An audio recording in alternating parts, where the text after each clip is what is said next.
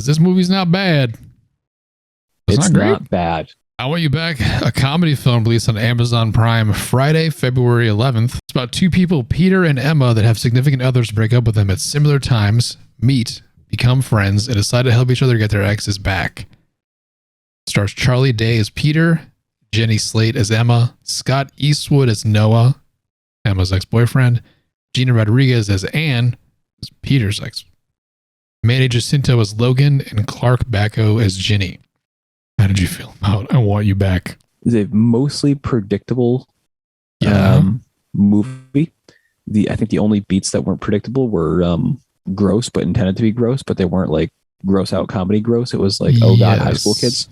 I thought it was funny and cute. It's funny, like maybe laugh. Yes. It was definitely played to be cute, but yes, it was also pretty problematic.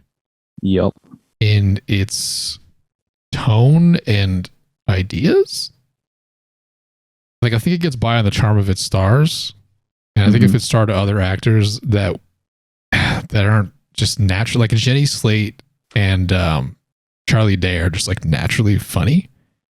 Yeah. Like they could say shit that's like kind of horror. Like if you look at Jenny Slate's character in Parks and Rec too, like she's a nightmare.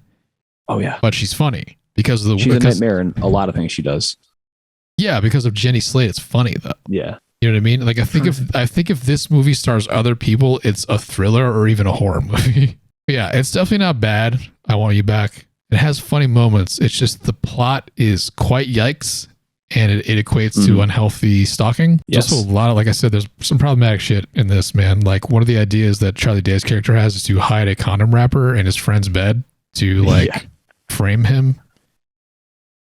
And then he hides in their hamper while they have sex. Immediately after they get engaged. Yeah. Yeah, that's it's pretty gross when you think about this. Yeah. It's a movie you can't really think about what's happening in it. You're like, oh, this is what's happening is currently funny, right? And then you don't. This is like a 2004. It's like a 2004 romp is what this wants to be. I thought this was going to be better because of who's in it, but I think it's only decent because of who's in it. Yes. And if they weren't in it, like I said, I think it's a different movie entirely. It's maybe one of the worst comedies you've seen, or like a thriller. I think this movie would have gotten much better hype if it was not just carried by the actors.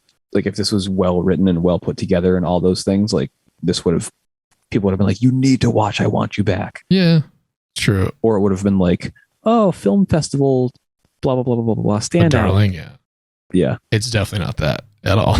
Right. It's like you said, it's like an early 2000s kind of style before people were like, yo, actually normalizing situations like this is straight up a bad idea. We should be honest now. Like I said, I didn't dislike it when I watched it, but when you think about it at all, you're like, nah, man. Yeah. It's like that Jonah Hill in the audience meme, like, this ain't it. I don't think it's, like I said, I don't think it's a bad watch. It's just not the best written movie. Like this is going to make zero people's best of list. Might make some worst ofs though. This could get a Razzie. I'm guessing you're not going to really recommend it either. I'm not heavily recommending this. Yeah. This is a good, like, you work from home and want a background sound movie.